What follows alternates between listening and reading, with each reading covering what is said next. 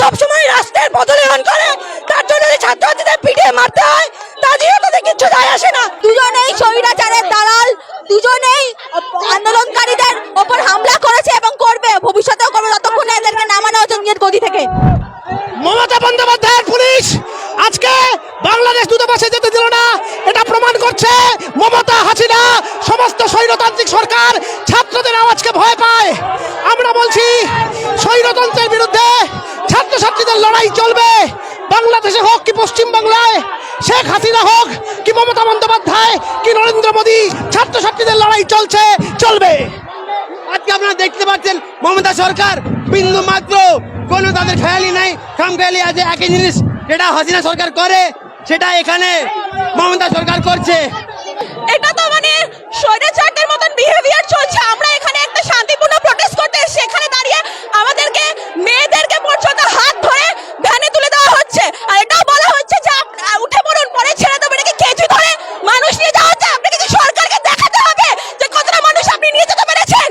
দুজন তো সেম, ওরাও স্টুডেন্ট হত্যা করে, এখানেও স্টুডেন্ট হত্যা করে। এখানে সকালে আমরা শান্তিপূর্ণ একটা আন্দোলন করতে নেমেছিলাম, এখানে যদি এরকম ভাবে ব্যারিকেড দিয়ে ছেলে মেয়েদেরকে ওপর তুলে নেওয়া হয় তাহলে দেশেরটা কি হবে? কারা দাঁড়াবে বাংলাদেশের স্টুডেন্টদের পাশে? আবু হত্যার আমরা সঠিক জাস্টিস চাইছি, আর যা যা চলছে আমরা শান্তিপূর্ণ যাতে করে আমাদের আন্দোলনটা করতে দেওয়া হয় এটা দাবি রাখছি। আমার নাম আহেলি। ছাত্র সমাজের বিরুদ্ধে এরকম অত্যাচার চলছে, আমরা এটা মানছি না। এটাই বাংলাদেশের যে ছাত্র সমাজ তাদের উপর যে অত্যাচার চলছে, তাদেরকে নির্বিচারে হত্যা করা হচ্ছে। আমাদের এখানেও অবস্থা খুব একটা আলাদা নয়, আমরা রাস্তায় নেমেছি ছাত্র সমাজের, পুলিশ বরাবরই একই রকম। কিছু বলার নেই, বাংলাদেশে অলরেডি 100 জনের মতো ছাত্রছাত্রীরা শহীদ হয়েছে। তারপরে পশ্চিমবঙ্গের পুলিশ দেখিয়ে দিল যে কাঁটা তার আলাদা হতে পারে, কিন্তু দেশ জুড়ে, রাজ্য জুড়ে, সারা পৃথিবী জুড়ে পুলিশের চরিত্র একই। তারা সবসময় রাষ্ট্রের পদলেহন করে, তার জন্য ছাত্রছাত্রীদের পিটিয়ে মারতে হয়, তা দিয়ে তাদের কিছু যায় আসে না। আজকে সেটা আবারও প্রমাণিত হলো, কারণ বাংলাদেশে যেমন ছাত্রছাত্রীরা শান্তিপূর্ণভাবে আন্দোলন করছিল, তারপরেও তাদের গুলি খেতে হয়েছে, আর আজকে পুলিশ আটকেছে। পুলিশই জানে যে কেন করেছে। তারা হয়তো চায় না যে ছাত্রছাত্রীরা ঐক্যবদ্ধ হোক, ঐক্যবদ্ধ হয়ে আন্দোলন করুক। এক স্বৈরাচারী রাষ্ট্রের দালাল আর এক স্বৈরাচারিণী মমতা ব্যানার্জি, তার পুলিশ আমাদের আটকাচ্ছে। সুতরাং স্বৈরাচারীতে এদের মধ্যে কোনো ফারাক নেই, বিশ্ব রাজনীতিতে আন্তর্জাতিক ভাবে দালালিতে এদের কোনো ফারাক নেই। এরা প্রত্যেকেই ছাত্র হত্যাকারী, এরা প্রত্যেকেই কিন্তু শ্রমিক কৃষকের খুনে তারা হাত রাঙাচ্ছে। এরা সমানভাবে অত্যাচারী এবং স্বৈরাচারী শাসক, এদের মধ্যে কোনো ফারাক নেই। এরা মহিলা হলেও এরা কিন্তু পুরুষতন্ত্রকেই বাহন করছে। একটা শান্তিপূর্ণভাবে আমরা মিছিল করে যেতে চেয়েছিলাম, কিন্তু অদ্ভুতভাবে বাংলাদেশে ছাত্র হত্যা হচ্ছে। ভারতের ছাত্ররা, যুবকরা যখন রাস্তায় নেমেছে, তাদেরকে শান্তিপূর্ণভাবে মিছিল করার অধিকার না দিয়ে একটুখানি মিছিল আসতে না আসতে এখানে পুলিশ আমাদের আটকালো, আমাদের সহকর্মী কমরেডদেরকে গ্রেপ্তার করলো। অত্যন্ত ধিক্কারজনক ঘটনা, এর আমরা তীব্র নিন্দা করছি। এবং সে দেশের যে আওয়ামী লীগের সরকার যেভাবে ছাত্রদের ওপর আক্রমণ এনেছে, ঠিক একইভাবে ভারতবর্ষে এই পশ্চিমবঙ্গের সরকারের পুলিশ তারাও কিন্তু একইভাবে ছাত্রদের ওপর আক্রমণ আনছে। এটা অত্যন্ত নক্কারজনক, এটার বিরুদ্ধে আমরা থামবো না, আমরা মিছিল করব। ওপার বাংলার এপার বাংলার পুলিশের কোনো পার্থক্য নেই, শাসকের একই রং। সরকারে যারাই ক্ষমতা রয়েছে, ছাত্ররা যখনই প্রতিবাদ করেছে, যখনই অন্যায়ের বিরুদ্ধে রুখে দাঁড়িয়েছে, যখনই ছাত্র খুন হয়েছে, ছাত্ররা পথে নেমেছে, তাকে আটকানোর চেষ্টা করেছে। ফলে এই ঘটনা প্রমাণ করে যে কি বাংলাদেশ কি ভারত, সমস্ত শাসকের পুলিশ এক, সমস্ত প্রশাসন এক। এইটার বিরুদ্ধে ছাত্ররা নেমেছে, আগামী দিনে আরো নামবে, এই আন্দোলন আরো তীব্রতর হবে।